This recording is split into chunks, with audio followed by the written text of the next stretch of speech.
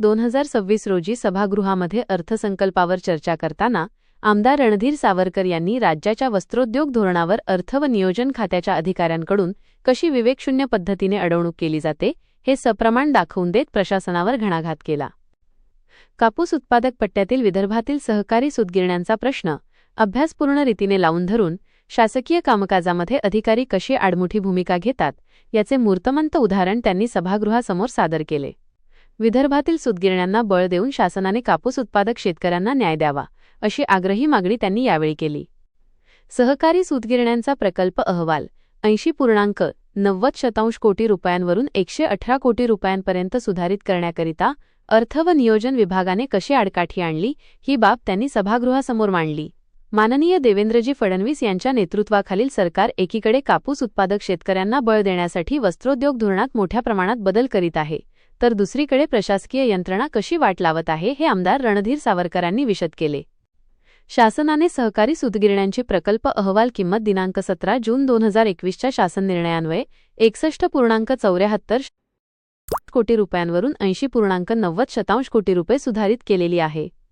सदरचा प्रकल्प अहवाल मंजुरीसाठी महासंघाने शासनास सन 2018 मध्ये सादर केला होता व त्या प्रकल्प अहवालाला मंजुरी सन 2021 मध्ये मिळाली। दरम्यानच्या 6 वर्षांच्या काळात जमिनीच्या किमती, बांधकामाचे दर, डीएसआर, यंत्रसामुग्रीच्या किमती व इतर अनुषंगिक घटकांच्या किमतीत उल्लेखनीय वाढ झाली आहे। याबाबत महासंघाने शासनास 118.00 कोटी रुपयांचा प्रकल्प अहवाल जमीन, बांधकाम, यंत्रसामुग्री व इतर अनुषंगिक घटकांच्या प्रचलित किमती गृहीत धरून सादर केलेला आहे।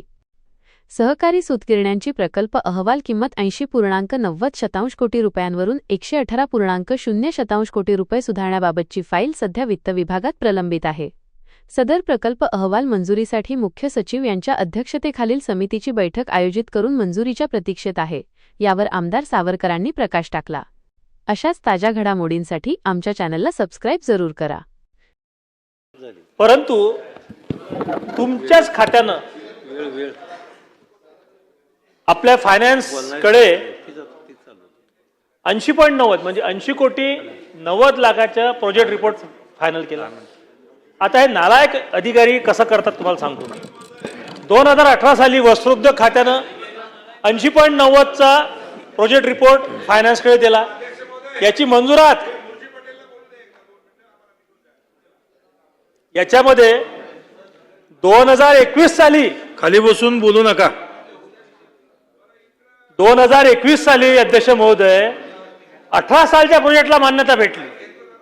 आता वस्त्रोद्योग खात्यानं 118 कोटीचा रिपोर्ट सबमिट केला, त्याला मान्यता हे लोक देऊन नाही राहिले।